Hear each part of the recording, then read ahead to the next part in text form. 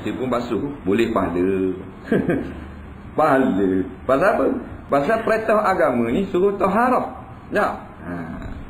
Kita pun tengok di ayat Alhamdulillah. Boleh pahala pula hari ni. Dah? Perintah agama kan? Bila kita bersih, boleh pahala. Tapi, tak kena cara boleh bala. Ayam datang mana pun. Ni, tu boleh bala dah pula. Jadi, ikut kita nak pilih. Nak boleh bala ke pahala.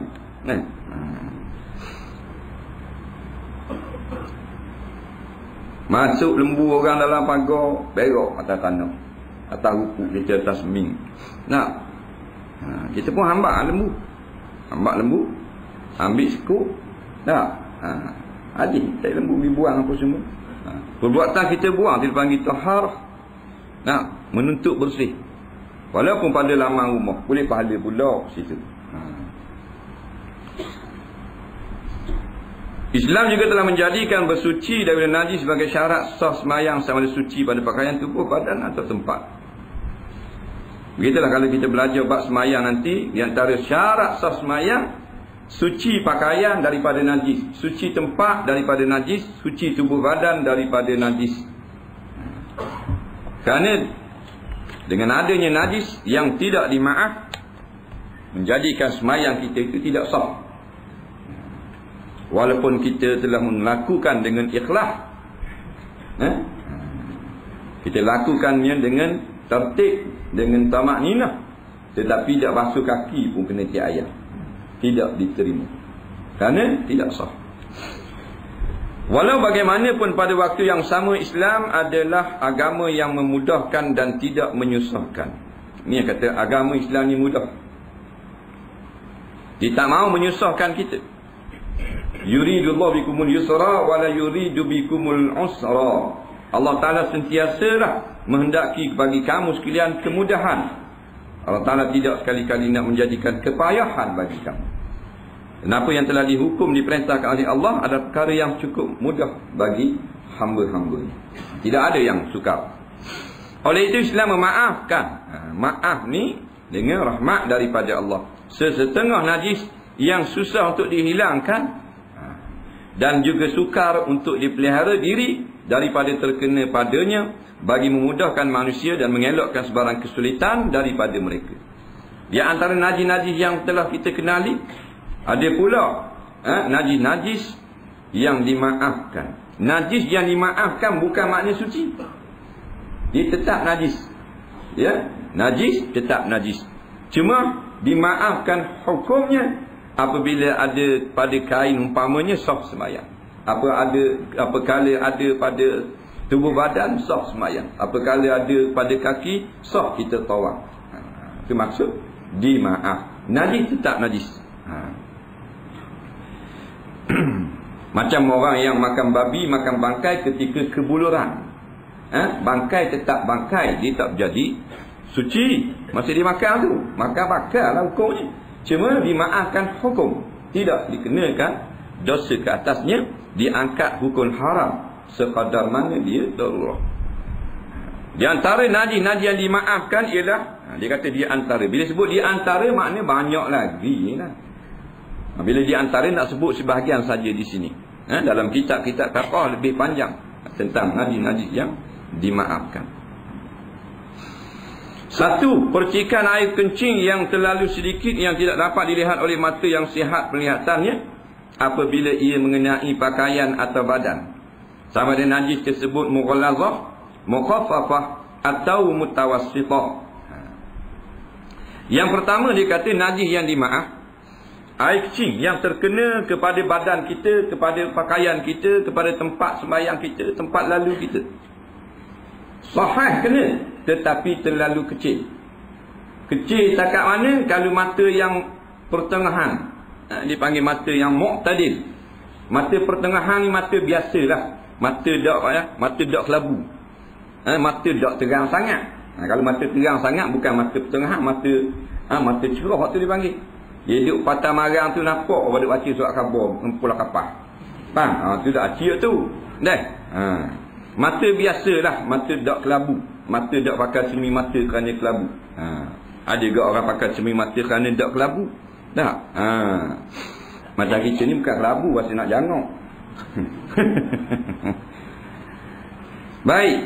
Maknanya kalau kita ambil mikroskop lah, teropong kumang tu lah, tak? Atau kanta pembesar, kita pun di baju kita, tengok ada percikan yang halus.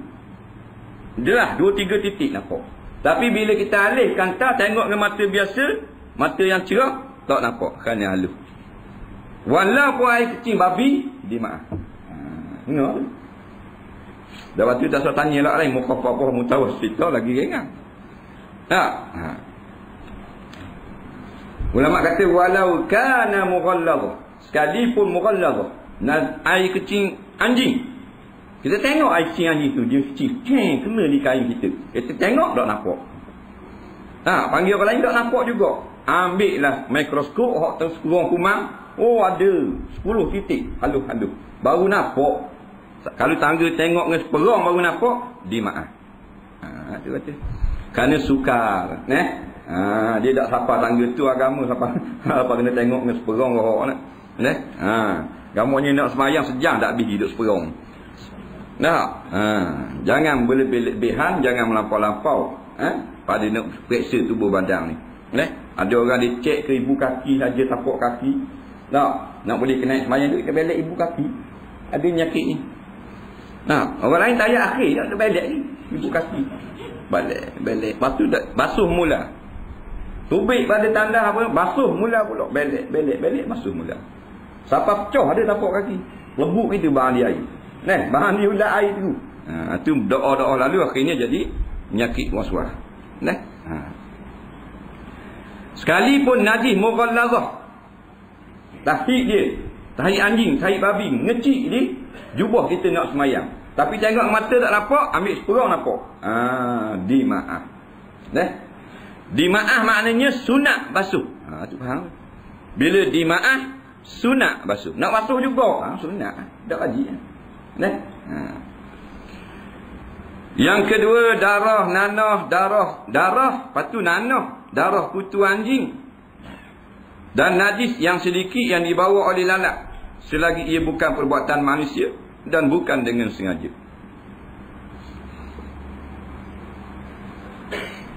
Darah yang sedikit yang ada pada pakaian kita, dimaaf semayang. Sedikit. Darah sikit ada di jubah, dimaaf. Pada mana sedikit ada berlaku khilaf ulama, kerana dalam nas tidak ada mensakatkan dengan ukuran yang tertentu. Tak ada sebut adalah hadis besar kuku, besar pitih poseng, tak ada. Itu adalah pandangan ulama-ulama yang boleh kita ambil kira. Ada kata kalau orang kata tak banyak, pada adatnya banyak, banyaklah. Pada adatnya orang tengok sikit lah. Dan dia kata sebesar kuku dan seumpamanya, bermacam-macam pendapat. Jadi kalau kita rasa banyak, maka kita basuh. Kita rasa sedikit, kita tidak basuh. Tapi kalau sampai besar piring, darah, orang dah kata dah sedikit. Nanah daripada kudih kita, kena di pakaian kita, dimaaf. Darah kutu anjing, tak kira lah kutu anjing, kutu babi, kutu apa pun. Dia sebut kutu anjing ni gholik. Dia gholik ada. Dan najis yang sedikit yang dibawa oleh lalat. Lalat dibawa. Lalat tu dia berakhir duduk atas najis. Atas tahi lembu, atas tahi orang. Dia duduk lalat. Lepas dia duduk tu, dia pijak atas tahi tu, dia pun terbang. Bila terbang dia singgah atas baju kita. Bila singgah atas baju kita, mestilah hak di kaki dia tu lekat pula di baju kita. Pada hak kita tasawuf pada akal mesti dah. Walaupun kaki dia kecil, tapi lekat cara sikit. Dia duduk atas najis tu. Terbang duduk atas piyah kita. Jadi di kaki dia tu mesti lekat di piyah kita. Pada akal kata. Sebab lalat tak pakai selipar. Jadi dia pijak atas tu, atas piyah. Kalau ambil keropong nampak, ada lekat sikit dah. Tak ambil kira tu. Islam tak sampai tangga tu. Dimaaf. Atau seperti lain daripada lalat pada binatang-binatang yang jenis manusia payah nak pelihara, jenis main hingga atas orang. Kabur, nyamuk, tak kira tak mesti lalat. Dia ada nadi di kaki, dia singgah, kena. Dia kecing atas baju kita sedikit. Pasal apa maaf ni bila lekat pada kaki lalat? Pasal kecil. Kalau besar dah maaf. Kaki tapak kaki lalat besar ni sutik. Memang dah maaf lah. Setapa atas dahi sekali singgah. Tu dah maaf. Bukan kerana nama dia lalat, kerana sedikit sangat, kerana saiznya kecil. Ini balik kepada saiz. Selagi ia bukan perbuatan manusia. Kalau perbuatan manusia dah boleh. Kita nak takbir semayang, kita tengok ada naruh nyamuk sikit dekat dinding, kita pun ambil sikit, colek atas hidung. Tak sah mana. Dah maaf dah kata. Hak perbuatan kita. Dan bukan dengan sengaja. Kalau sengaja dah boleh. Sebab itulah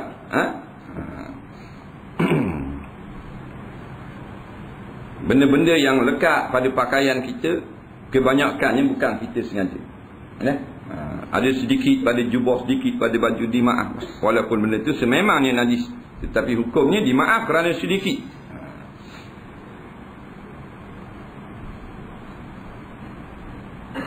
Kadang-kadang lekat pada tangan darah itu dimaaf.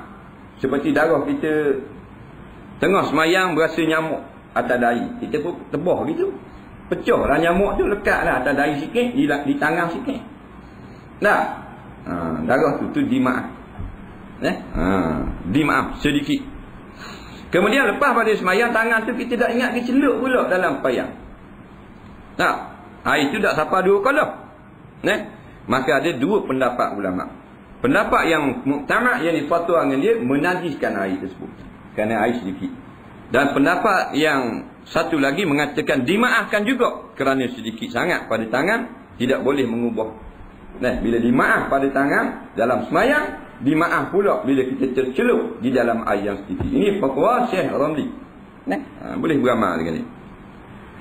Yang ketiga, darah atau nanah luka walaupun banyak dengan syarat ia terjadi pada diri manusia itu sendiri, bukan hasil daripada buat, tidak dimaaf lah. Darah pada tubuh badan kita, darah pecah bisu, pecah jawab, neleh darah, banyak lah. Banyak tu maknanya sampai merah piuk. Umpamanya pada dia hak bekas dahi ni, bekas jahit, tak ingat lah. Jahit dahi, dia tak ingat nak sujud kat tepi, tak ingat sujud kat tengah juga, tubik mula darah, meneleh kat atas mata anda teka. Dimaaf. Pasal bukan dia buat.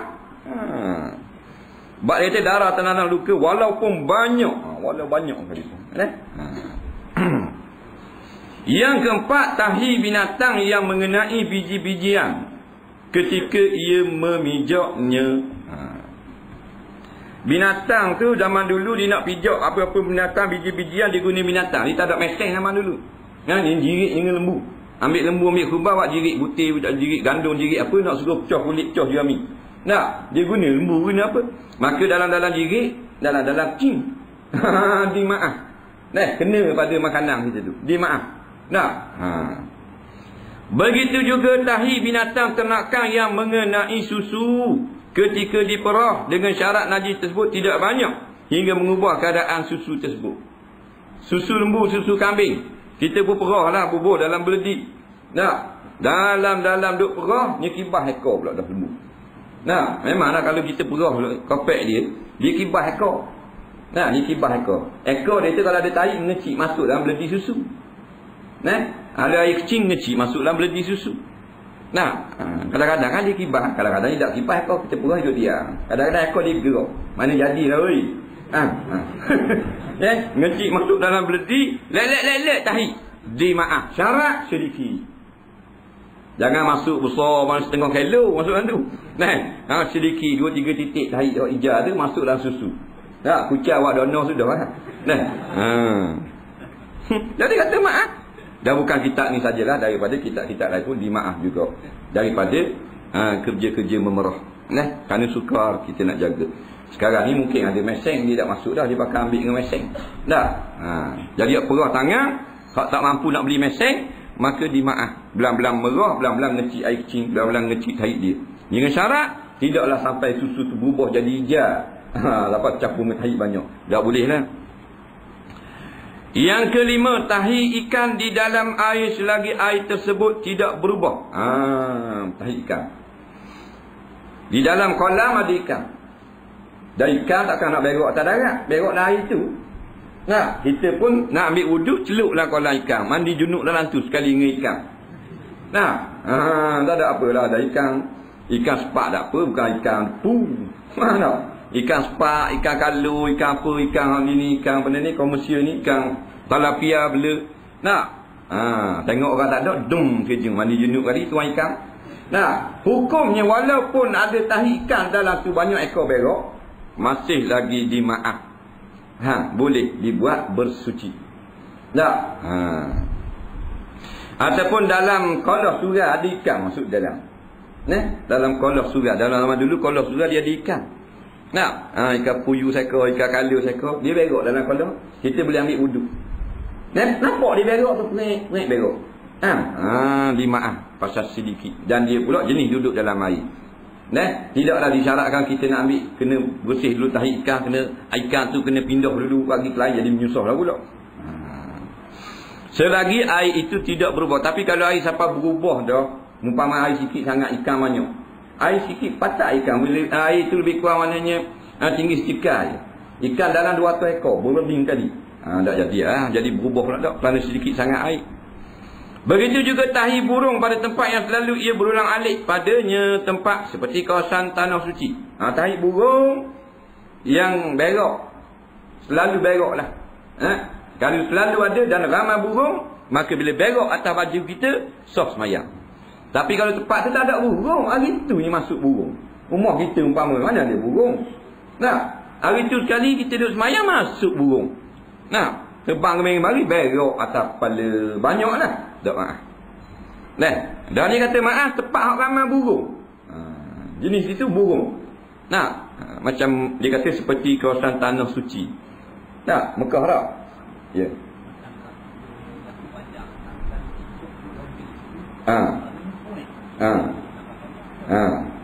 Tahi cicak. Tahi cicak ni mengikut kaul yang muktamad dalam mazhab Syafi'i. Dah maaf lah kalau sedikit cicak tu. Kalau dhaif maaf. Kerana cicak ni memang jenis duduk nak berok atas orang.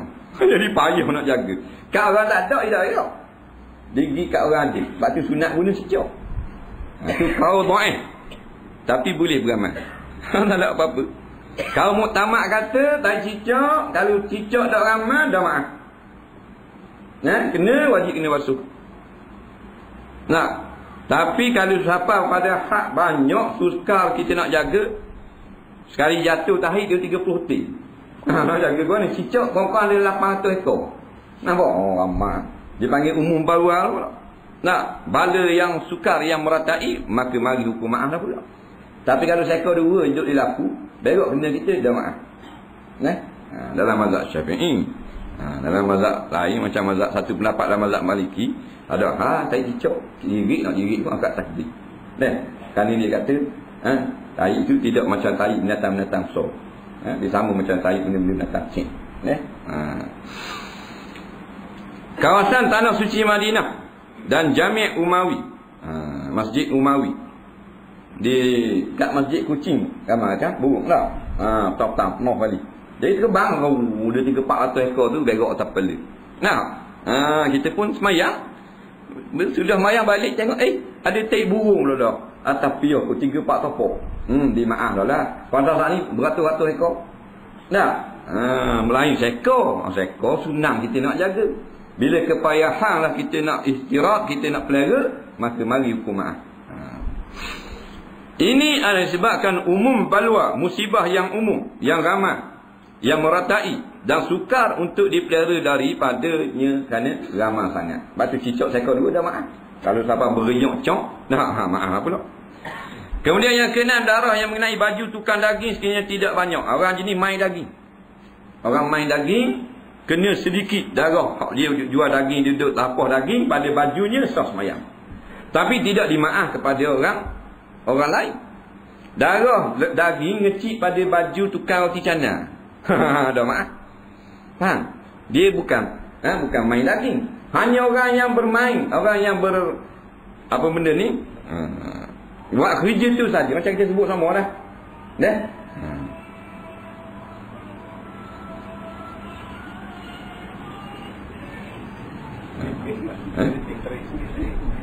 Mekah.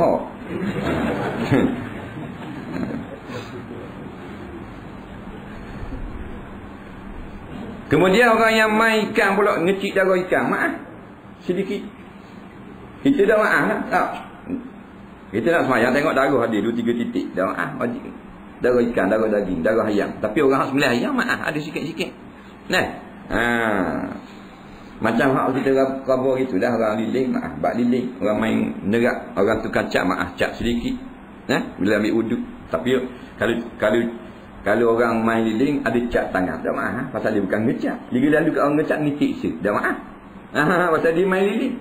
Nah, orang yang kerja jabat ada liling tangan, dah maaf pula. Dia kerja jabat naik kau hitam mari dia ni pula liling, dah maaf pasal mudah nak jaga. Orang yang main liling nerak hari-hari ngecil liling. Pas mayang ada pula sini se, basuh pula. Ambil wuduk pula mayang pula dah. Datang dia sama mayang kohok. Ada sama. Tak? Jadi kalau kita tak fikir dalam bidang tu kena benda-benda yang najis atau benda yang menghalang dia sampai, dah maaf. Nah, kalau sisi ikan lekat di apa benda ni orang jual ikan, maknanya maaf lah kalau sedikit. Nah, ni sisi ikan lekat atas dari JKT, mana maaf. Mu jual ikan bila? Mu jual gulai kan? Darah yang ada pada daging. Darah yang ada pada daging. Nah. Kereta ni. Kereta TW7251. Alih tak ni tak? Maknanya alih sedikit pasal sakok orang nak keluar. TW7251.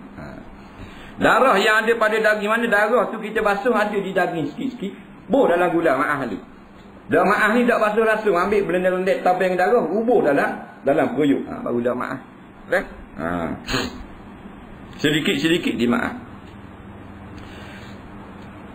Mulut kanak-kanak yang terdapat najis muntah padanya apabila ia menghisap susu ibunya. Mulut kanak-kanak yang terdapat najis.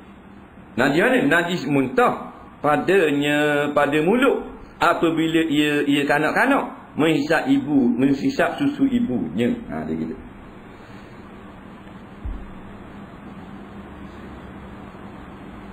Budak-budak dia biasa jeluak, mutah. Kakak mutah. Tak. Budak-budak mutah ni nak besar. Mutah kan? Dia banyak mutah lah. Banyak mutah. Bila mutah takkan dia basuh diri budak-budak. Tak. Mak dia pergi masak apa semua turun dapur dia mutah. Nah, mak dia pun mari ambil dak basuh. Ambil dia pergi kopek. Nampak mulut tu belum dengan mutah. Mutah tu najis. Apa kan muntah tu najis. Walaupun mutah budak-budak. Maka belama di mulut tu, di gigi, di gusi, di lidah, di bibir budak tu. Dak basuh lagi dan nangis. Pergi kopek. Tak. Anak nangis pasal nak basuh mutah, tak kerti. Mak ingat nak kopek. Mak bodoh kok. Dia pun beri kopek. Lepas tu gua nak kata maaf ni budak ni semayang tak payah basuh mulut. Basuh apa baru duduk ngopek tak semayang tau. Tak, maknanya kopek mak tu. Faham? Tak wajib basuh. Faham ke? Mulut dia tu berlona dengan mutah. Tapi bekas mutah di mulut saja. Jangan tengok ngopek mutah atas kopek. Wah, gitu maaf kan gitu. Hak di mulut sahaja. Lepas tu dia wi kopek, lepas dia wi kopek terus akad takbir semayang, di maaf. Dan memang kita boleh ihtimal memang kenalah daripada idea yang campur mutah yang najis tadi mesti kena di kopek mak dia. Nah. Takkan mesti kena dah sentuh dah kopek, ngopek mesti sentuh. Bukan isap dari jauh mana boleh. Nah. Pakai straw. Pandai sangat. Cikgu buat gitu. Pandai sungguh reka. Haji mak luka. Cikgu jarang-jarang kena. Jadi hak kesan mulut tu di kopek di dada mak dia tu, hak tu di maaf. Padahal mutah tu adalah najis. Nampak? Pasal apa? Pasal mak ni memang jenis main dengan anak. Tapi kalau bekas mutar tu duduk di kopek ayak, ada maaf tu. Ada. Bapa duduk situ. Macam-macam ada. Nah, kalau tak sebab maaf di mak saja. Pasal mak tu jenis bergelumang dengan anak sama. Sebab tu sedikit daripada lembapan laping kecil dia apa semua kena di baju mak, itu maaf belaka. Bukan kecil atas baju. Lembapan bekas najis, bekas kecil, bekas mutar. Mak ni jenis kepon, jenis dukun, jenis apa, main dengan anak sama. Jadi menyukarkan. Kakak kena basuh. Tidak dikatakan ad-dinu yusrum, agama itu mudah. Jadi payah salah. Jadi di maaf. Batu ngaji ni jadi kau mudah. Ngaji kau mudah. Yang ke-9, tanah jalan yang mengenai manusia. Tanah jalan yang mengenai manusia. Kok mana pula? Tanah jalan yang mengenai manusia. Tak tahu? Tak tahu kok mana? Bila kita tanah tu memanglah kotor. Kemudian tiba di hujang. Bila tiba di hujang, kita berjalan letiknya tanah tu. Dicapung air, dia jadi lekat di selipar ni atas belakang. Tu maaf. Mari naik jadi tu imam penuh atas belakang pedang ni. Mana? Sah juga. Maaf. Syarat tanah jalan raya. Syarat debu jalan raya, tanah lorong, tanah sipang apa semua. Kalau netik tu najis betul-betul, dah maaf tu. Nah, atas belakang setapang taik lembu netik. Tu lain. Ni tanah tu. Walaupun tanah itu bercampur dengan najis. Seperti kita ada tengok ni. Kalau lah kat lorong ni, rajin ayam berak, kucing kecing, anjing kecing. Walaupun najis murlah tu. Tak? Ni molek.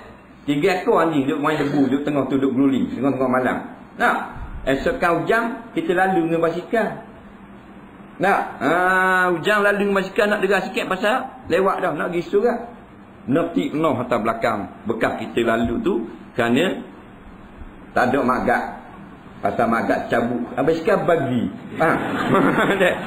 Lekat atas belakang. Suka sama. Jadi nak politik saja. Jadi di maaf. Walaupun kita yakin anjing keting situ, kita tengok maring. Babi 4 ekor geluling.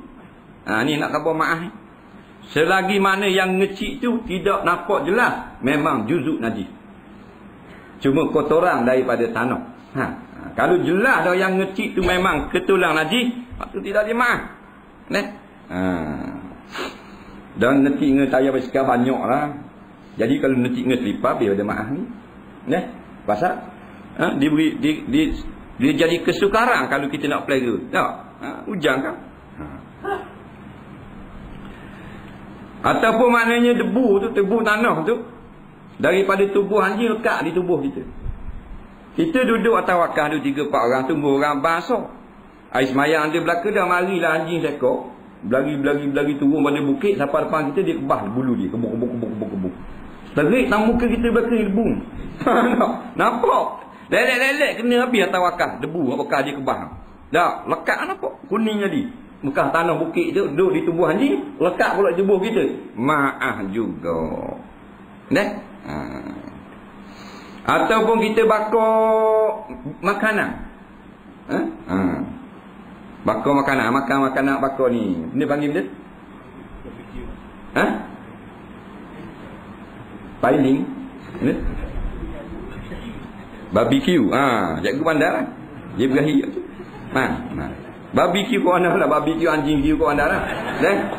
Ni dia antara dalam arang-arang kita capok arang tu, dia ada tahi lembu kering, dia nyala tek dalam tu, tahi ayam apa semua kena di makanan kita tu, bekas hangus tek lembu, di maaf.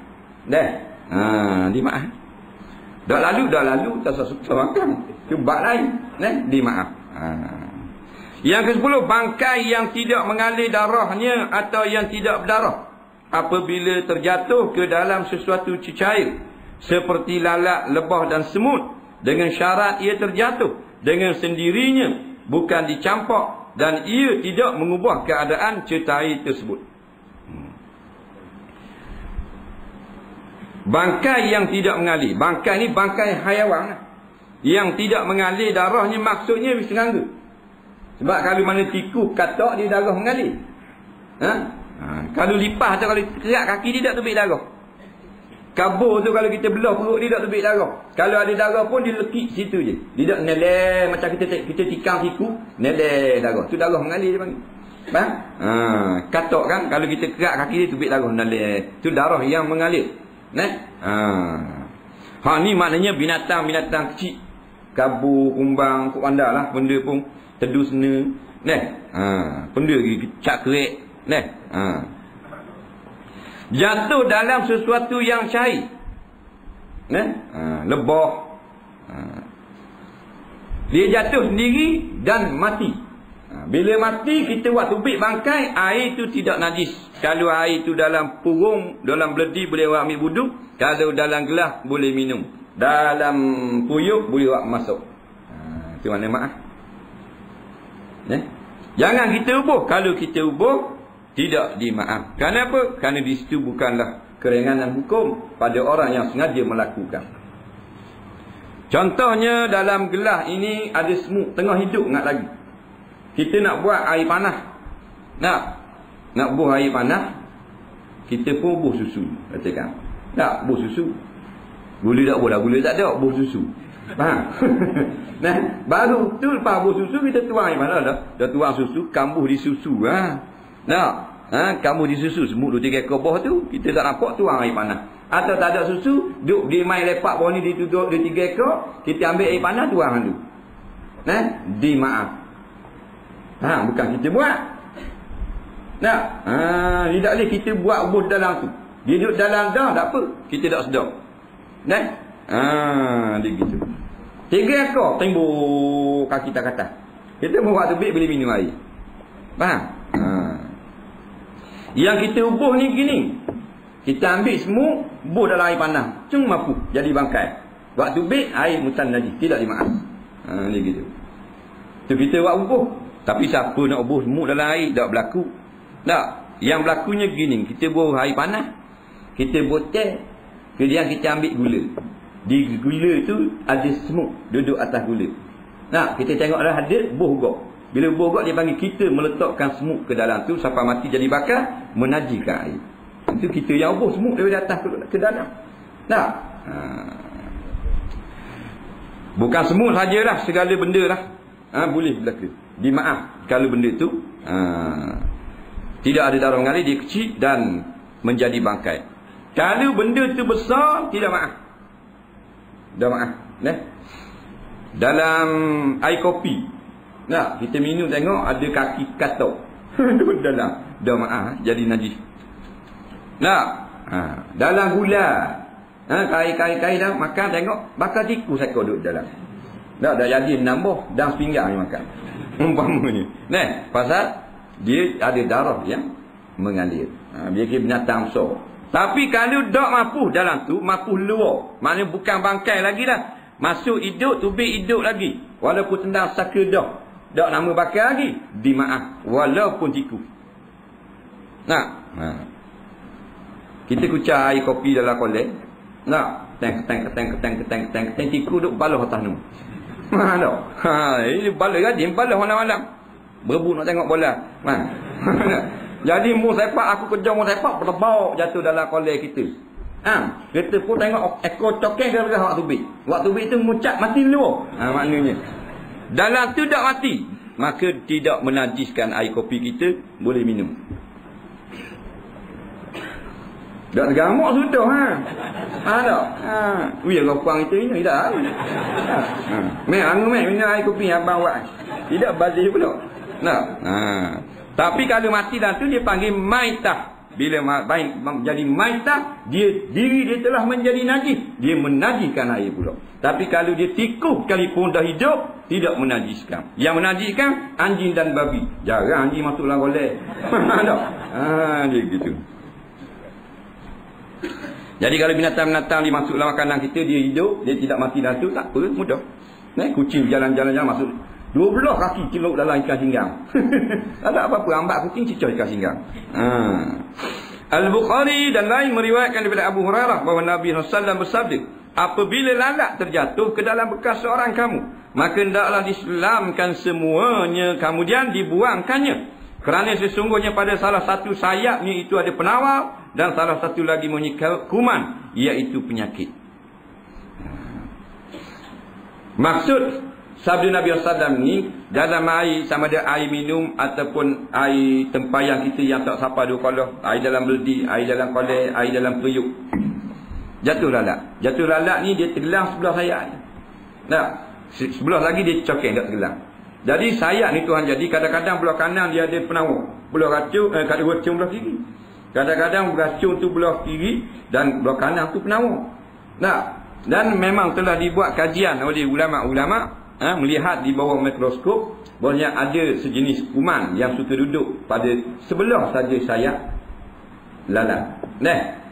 Kuman ni kalau kita makan pun tak mati, dia sedikit, cuma jadi sakit perut sahaja, bukanlah mati. Penawar dia lagi ada di sebelah sayap Tuhan buat. Cik ada penawar, tapi kadang-kadang belah kanan belah kiri. Jadi bila tergelang, cek belah kanan tergelang, kita tak tahu. Kalau belah kanan tu penawar, tak apa dah, tak payah selang. Sebab kita nak minum pula air lagi. Tapi kita tak tahu. Jadi kita terpaksa selang, biar dulu telang, maka sudah tentu jelas kita yakin penawar turut tenggelam dalam air. Bila penawar masuk dalam air, air menjadi nitra, jadi kembali pulih macam biasa balik. Tidak ada dah racun. Kalau dah racun, kalau kita tahu senang pula. Bawa jatuh belah kiri, tanya lalat kiri kanan. Lalat kata mana aku tahu. Lagi tak payah lagu saya tak tahu. Selang. Bila selang, buang, minum air. Tak jadi mudarat. Dia bukan masalah najis. Sebab kalau najis, sebab dia hal ini menunjukkan sekiranya lalat tersebut menajiskan air, maka baginda tidak merintahkan supaya diselam ke dalam. Kalau najis dengan sebab jatuh lalat, Nabi tak payah kata selang lalat. Selang awak boleh tahu buang gitu saja tau. Buang masa selang. Dah air nak tahu. Bermakna selang tu kerana air nak pakai lagi. Nak makan lagi, selang, buang lalat. Tapi kita tak minum dah masuk lalat. Tengah minum air, apa masuk lalat. Pakai lalat warna lalat mesti bangun kali. Pakai kata telefon sejam lebih test cawan. Kau tengok bola, dengung tuan kita.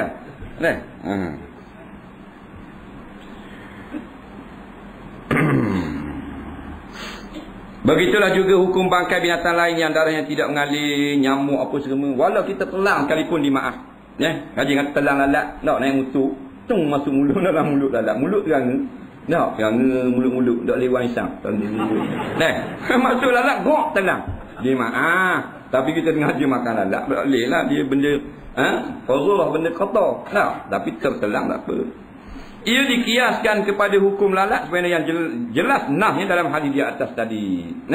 Cuma kias ni pada masalah tidak menajiskan, bukan masalah sayap dia ada penawar. Binatang lain kita tak tahu ada penawar, kerana Rasulullah kata masalah lalat saja.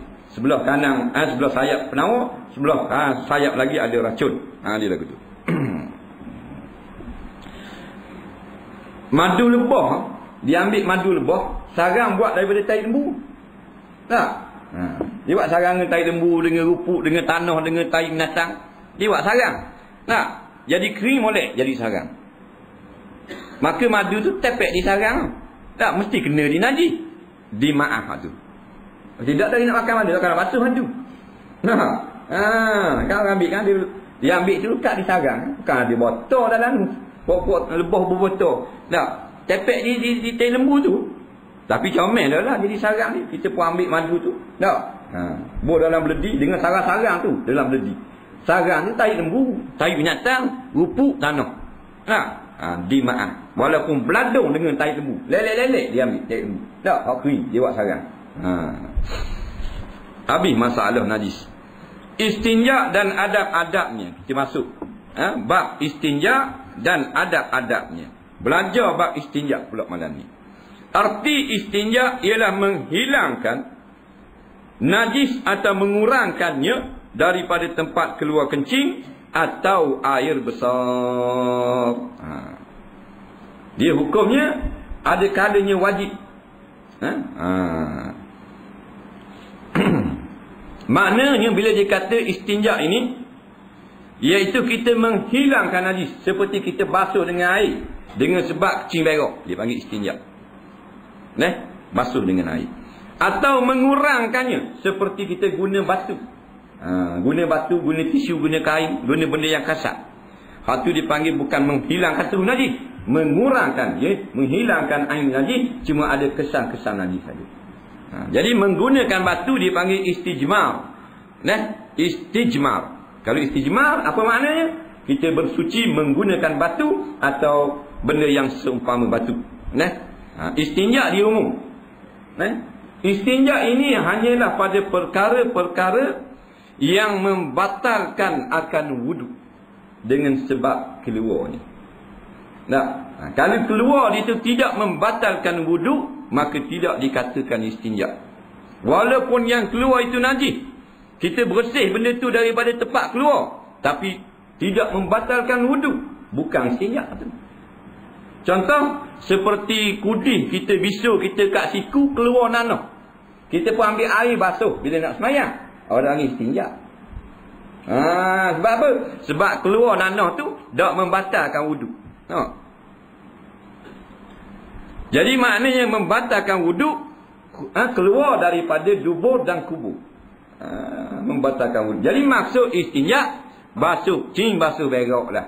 Ada pun basuh nanah, basuh darah, basuh tiap ayam gigit kaki, kata panggil istinja. Itu bersih daripada najis. Istinja hanya basuh dengan sebab kecing, basuh dengan sebab berak.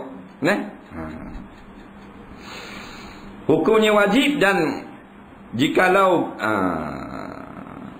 melomorlah najis akan tempat keluar. Kalau tidak melomorkan najis akan tempat keluar, maka tidak wajib istinja. Seperti tahi dia kering, dia nak berak, tahi kering, kering ya. Mana pegang tak, dia ambil gahar di kertas, tak lekat sikit di kertas. Dia panggil kering, tak lekat. Mana tidak melomorkan tempat terbit. Tempat terbit tu, hak keripuk tu, faham?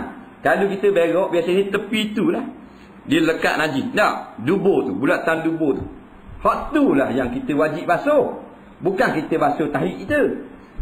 Tak ada basuh tahi orang pang ni. Tapi bila dia lembab, dia basah, dia cair, bila dia keluar, tempat hak keluar tu dia lekat atas di biga-biga tu. Hak ni orang panggil istinja, kita basuh. Tapi kalau keluar kering-kering, maka tak lekat suatu benda pun pada tempat keluar, tak wajib basuh. Contohnya seperti keluar angin. Keluar angin dah lekat tahi. Najis dah lekat tempat tu, dubur tu dah lekat. Sebab tu lah tak wajib basuh tu. Dia basuh tu. Faham lagi? Tak faham? Nampak bingung. Kengatuk mata dah. Ada makan tak? Tak ada. Jadi basuh tu bukan sebab keluar, basuh dengan sebab ada najis yang terlekat pada tempat keluar. Tu faham? Bukan basuh kerana keluar. Kalau keluar basuh, ketuk kena basuh. Telang piti seling. Banyak orang fikir telang piti seling. Kalau ting tu bit, sakit perut. Tahi dadak sikit, bersih seling. Tak wajib basuh.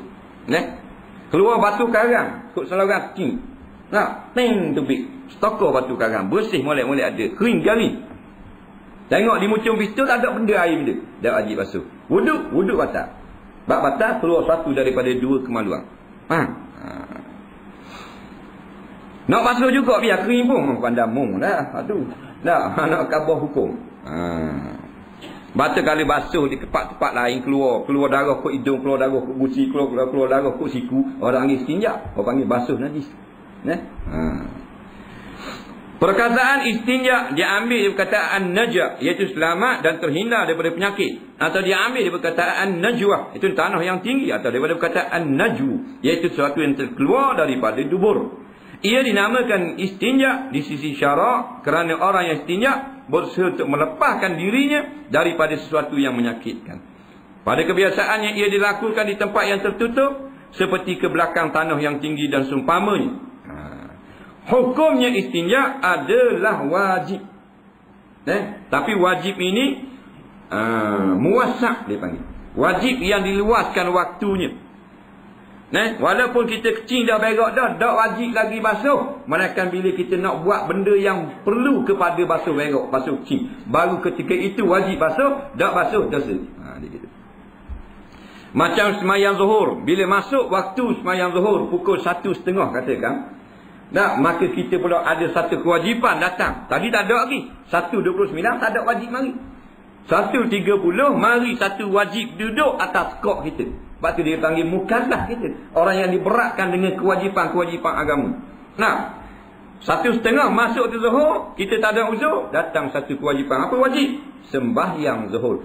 Wajib selalu. Tak, selama belum masuk waktu asar. Faham tu? Mana nak sembahyang 1.30 boleh, 1.40 boleh, 1.45 boleh, 2 boleh, 2 suku boleh, 2.30 boleh. Tu mana luas. Basuh berak sekecil kita berak. Bila kita kecil tu pukul 7 pagi, kita berak pukul 7 pagi, kita telah semayang subuh, kita tak mau semayang dah, tak mau semayang duha, langsung jabat. Maka basuh dah wajib dah, tapi diberi keluasan. Nak basuh karang tak apa, balik jabat. Dia gitu. Dah kata wajib basuh selalu sebab nak semayang. Orang pang dah, kita pun nak semayang, dia kecil, lepas tubik dia surat, lepas tu masuk dia masuk dalam bilik air, lepas kecil nak semayang nak semayang, maka wajib basuh dalam bilik air. Tapi kalau kata tak mau basuh, tak mau semayang lagi, pukul 8 pagi, pukul 7.30 berak, sakit perut sangat, masuk jabat dulu, tak ada apa-apa. Jabat pula ekong dah balik.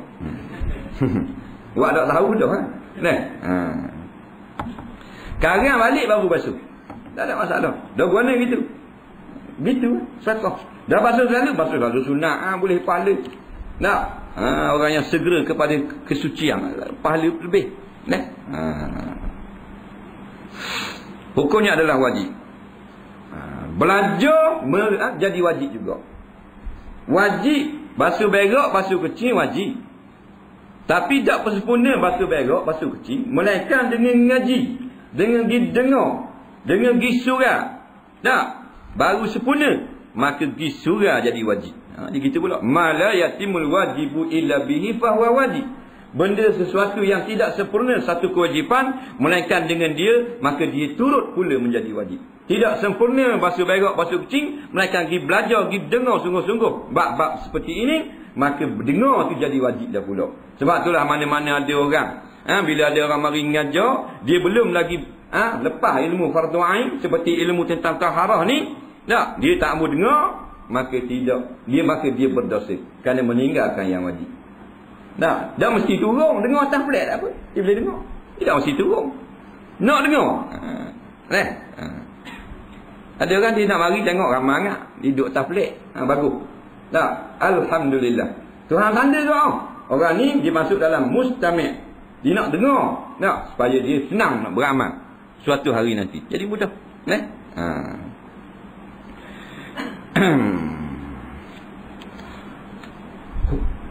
Sebab itulah disebut di dalam hadis-hadis, di lainnya dapat dilihat melalui hadis-hadis Rasulullah dalam perbahasan dan huraiannya nanti. Setengahnya hadis, satu hari Nabi SAW dia lalu ikut satu perkuburan, ada 2 kubur.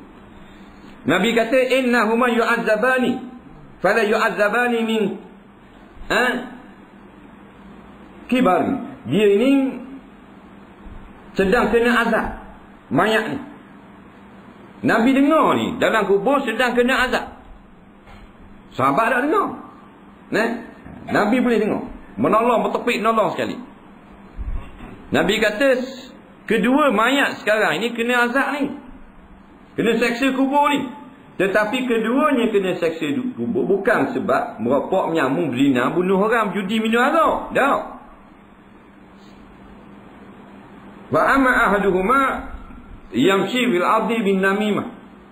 Salah seorang daripadanya dosanya mudahnya, dia pergi rumah orang tu, pergi rumah ni, dia cerita hal buruk orang. Mengadu-ngadu. Cik ni bukan jadi peropok, bukan tarik kereta orang, katak tuan kereta. Bukan mana berzina. Cuma pergi jalan rumah jenak, dia laga. Dia kata apa agak minum, kata mu tonggek lah apa lah. Dia kata gitu, kata gitu. Esok pergi minum pula, jenak kata mu mulut mucung. Padahal dia tak ada apa-apa. Kawan bala. Tukang laga. Ni kena azab kubur. Wa amal akhar la yastanzihu 'anil bauli. Ada pun seorang lagi mayat kena menolong sekarang ni sedang kena azab, dia tidak bersuci betul daripada kencing. Masuk kencing buat lebih kurang. Bila buat lebih kurang, semayang tak sah. Kerana semayang tak sah itulah kena azab dalam kubur, bukan kerana suci tu. Kerana suci ni dia saja sebagai perantaraan saja. Tujuan utama ibadat tu, semayang tu sendiri. Nampak kena azab kubur dah. Tak belajar tak apa. Dalam hadis yang lain Nabi kata, tanazzahu 'anil bauli fa inna amata azabil qabri minhu atau kama qala. Bersucilah kamu daripada kencing. Maknanya buat betul-betul lah. Belajarlah bab taharah supaya jadi bersih. Berak kencing kamu. Maka dari kerana kebanyakan yang kena azab dalam kubur makku, anil bauli, daripada sebab kencing. Berak habis lagi. Biasanya kencing lah, jarang berak. Kencing lah. Barang di seluar, barang apa tak, bakal buka zip gitu je, belah cakap pula. Tak? 2 teh barang malam. Ceng tubik. Faham? Cakap bab bola, tubik kencing. Ngecik di seluar pun semua, barang di seluar dalam. Semayang jabat malah. Padahal nak pergi jabat apa salah bawa kain. Kita dengan Allah kan bawa kain, bawa baju Melayu silap. Masuklah surau jabat, tak ada apa suka. Payah sangat. Kalau nak pergi conference, mana nak pergi convention. Siap dengan pisau cukur, siap dengan apa bawa, siap dengan tu kalau makhluk. Kalau dengan Allah Ta'ala, jabat dari tinggal kain pelekat. Tak, nak pergi kerja nukang pun tak boleh bawa kain pelekat. Apa salah bawa jubah silap. Nak bersih. Tiba-tiba buat lebih kurang, jadi tak sah. Kena azab kubur. Benda yang boleh dibuat istinja, kita berhenti kat tu, wallahu alam.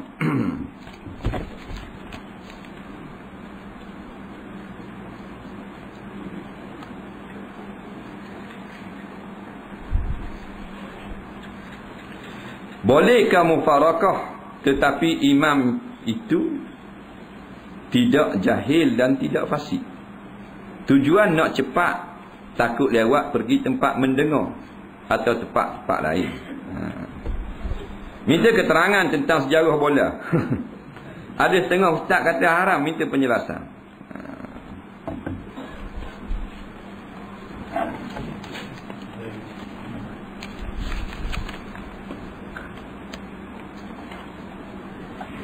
Tiga je.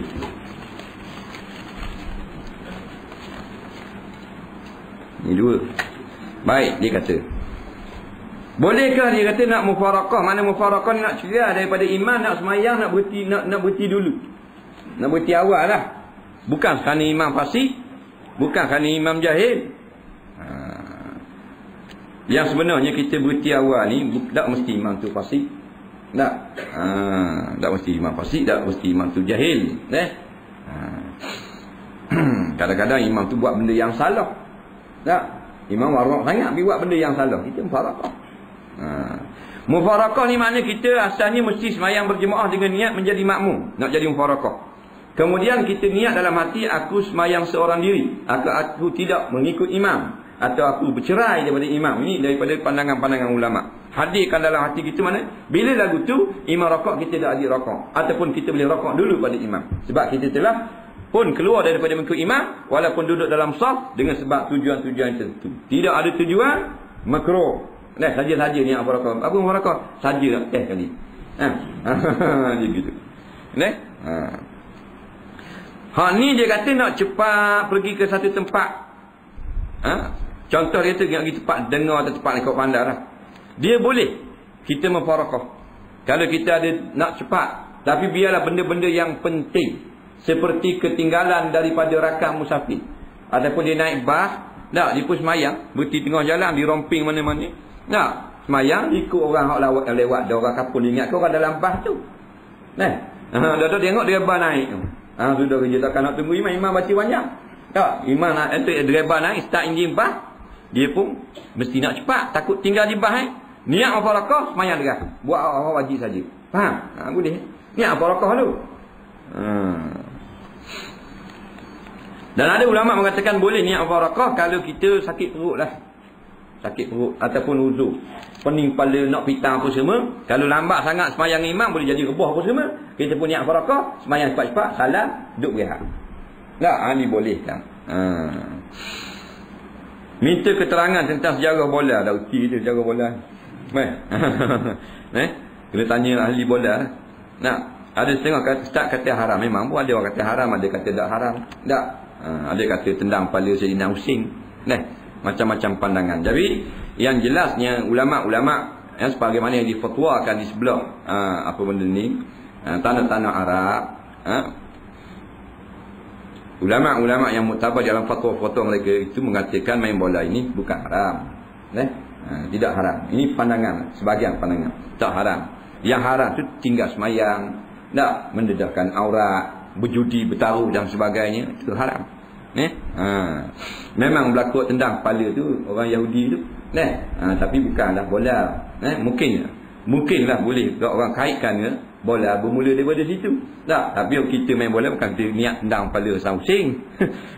Tidak haram pandangan. Ada yang mengatakan haram kerana dia kata sejarah bola tu. Tendang kepala cucu Rasulullah ni. Tapi kalau mengikut sejarah benarnya, bola ni lama lagi. Nampak? Kalau ikut sejarah dah, dalam satu buku ensiklopedia menceritakan bahawa permainan bola ini pada zaman 1200 tahun di Mesir kuno. Zaman Mesir kuno. Nampak? Jadi sebelum zaman Sayyidina Karbala lagi. Sebelum zaman pembunuhan cucu Rasulullah. Jadi kalau kata daripada zaman cucu Rasulullah, tak apa tepat. Masa dilukiskan gambar orang tendang bola tu pada dinding-dinding piramid yang tu 2000 tahun, 1200 tahun. Mungkin jadi nak main tu mainlah, tapi kerana ada ulama yang mengatakan tidak haram di dalam fatwa-fatwa mereka itu, tapi jagalah jangan sembahyang, jangan tinggal sembahyang, jangan bertaruh dan mendedahkan aurat dan sebagainya. Baik. Apa hukum seorang suami menuduh isterinya zina, mencari jantan lain? Sudah kita. Padahal isterinya itu ke surau. Tengok. Isteri pergi surau. Atau ke masjid untuk mencari ilmu. Yang kedua, seorang suami sentiasa menuduh isterinya jahat dan mengeluarkan bahasa-bahasa yang kurang menyenangkan. Apakah hukumnya? Suami menuduh isteri zina, dosa besar. Nampak? Dosa besar. Bila dituduh isteri berzina, dosa besar. Dan orang yang menuduh orang berzina mesti mendatangkan bi'arba'ati syuhada. Tuhan kata dalam Quran, 4 orang saksi. Walaupun isteri dia dituduh berzina. Dituduh berzina. Sama dia terlapas zina atau melacur. Atau dia kata anak kondangan aku bukan dalam kandungan perutmu ni bukan anak aku. Mana tuduh zina kau? Kena buat mari 4 orang saksi. Kalau berjalan undang-undang hudud lah. Tak boleh buat mari tu. Dia kena hukum hudud. Tuduh orang zina. Qazah lah. Berapa kotang kena Haji Mat? 30. Hei, 80. Allah, mata kain saja bahan tu. Nanti ibu cacing lu. Juga jangan marah. 80 kotang. Tak? 80 kotang. Fajliduhum samanina jaldah. Hendaklah kamu rotan mereka. Kamu ni pemimpin lah, pemerintah. Kerajaan. Hei kerajaan. Siapa-siapa tuduh orang zina, tidak boleh buat mari. Tu 4 orang saksi. Ada tuduh orang lewat. 4 orang saksi yang ada dari orang hari. Pukul mereka itu sebagai hudud 80 kali. Nampak? Kena hak qazah dia panggil. Yang tuduh zina. Kau jahat boleh tahan kira. Umum jahat. Biasa lah. Pasal curi pitih aku. Boleh menasabah kata jahat. Ataupun laga adik-beradik. Tapi zina besar sangat. Dia ada hudud dia. Kalau tak boleh kena 80 kotang ni, ada cara lagi. Pasal dia suami. Orang lain tak ada cara dah. Kena 80 kotang. Tapi oleh kerana dia tu suami, dia ada satu cara lagi. Dia kena membuat li'an. Dia kena li'an. Li'an ni kena sumpah 5 kali depan tu akhir. Bahawa tuduhan isterinya dia berzina adalah benar. Dan jikalau tidak benar, dia kena laknat Allah. Bila dia sanggup kata 5 kali lagu tu, maka barulah terlepas daripada hukum 80 rotan dan bercerai seumur hidup. Dari nikah selama-lama. Cina buta pula. Tak salah Cina buta. Keling buta pun tak dia dah. Faham tak? Pasal li'am tu dah zina tak dia. Sehingga ada ulama kata di hari kiamat, takdir masuk syurga, tak jadi suami isteri dah. Dia berat. Li'am berat kan? Ni kahwin tolak 3 orang, kahwin dengan orang lain. Lepas tu mati waktu nikah semua dah. Li'am tak boleh. Itu cara dia. Jadi jangan marah ke isteri, walaupun isteri jahat, tapi dia tak buat berzina, jangan kata berzina. Jangan kata berzina. Kata jahat gitu lah. Jangan kata berzina. Kalau jahat sungguh. Nano gitu begini zina berat sangat ni. Dia ada tuduhan-tuduhan yang ada dalam hudud, ada tak ada masuk dalam hudud. Takzir saja. Tak. Mencari jantan lain dituduh isteri dia. Jadi biarlah betul tuduhan-tuduhan kita ni. Kita nak tuduh orang pada perkara-perkara, biarlah perkara itu betul. Kerana kita bertanggungjawab daripada ucapan-ucapan kita. Tak.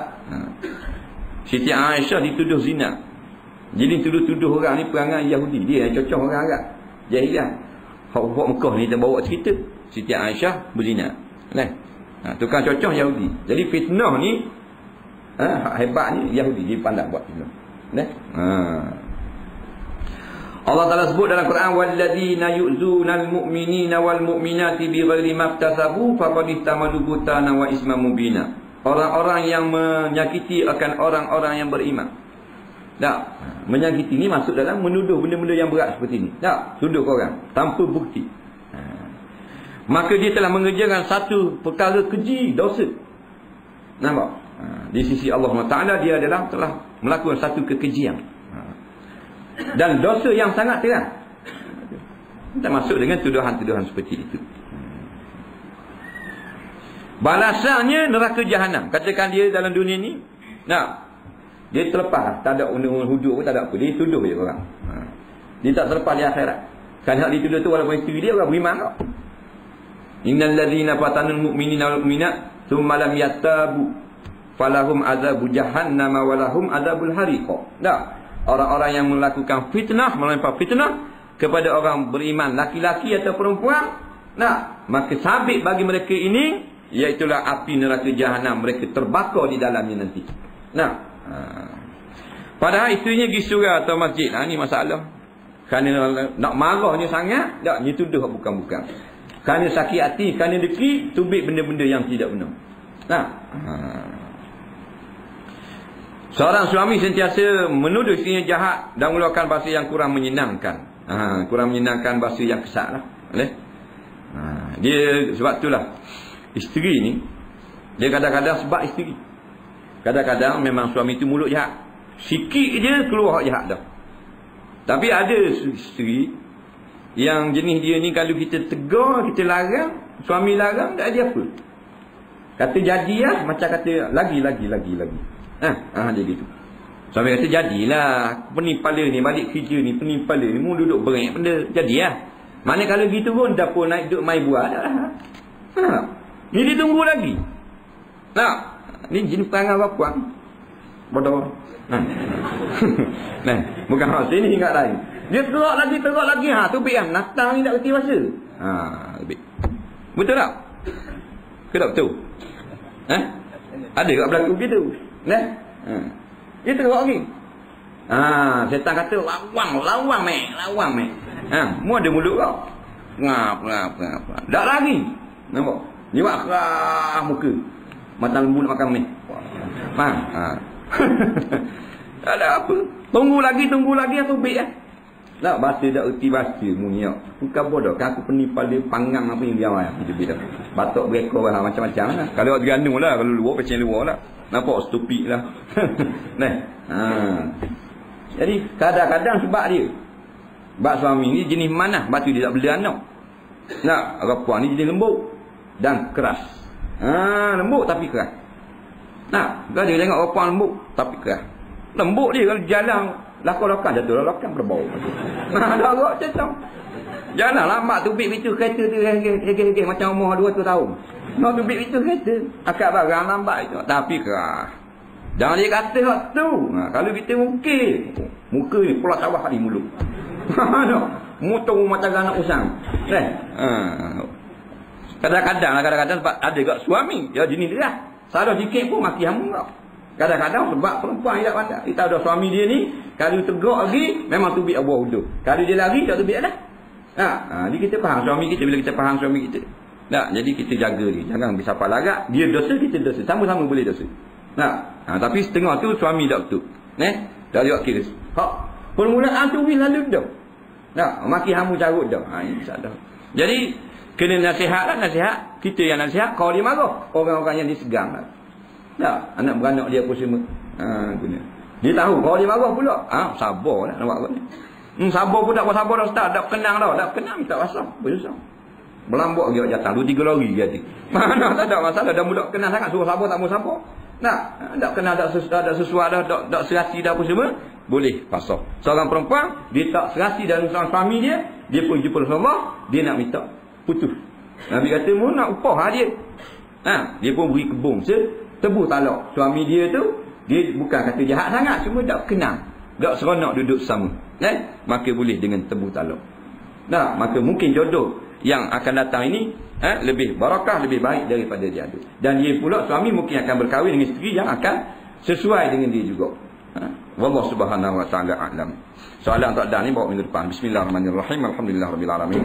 Wassalatu wassalamu ala sayyidina Muhammad wa ala alihi wa sahbihi ajma'in. Allahumma anfa'na bima 'allamtana wa 'allimna bima yanfa'una. Rabbana zidna 'ilma. Rabbana atina fid dunya hasanah fil akhirati hasanah wa qina 'adzaban nar. Wa sallallahu ala sayyidina Muhammad wa ala alihi wa sahbihi wasallam. Walhamdulillahirabbil alamin. Assalamu alaikum warahmatullahi wabarakatuh.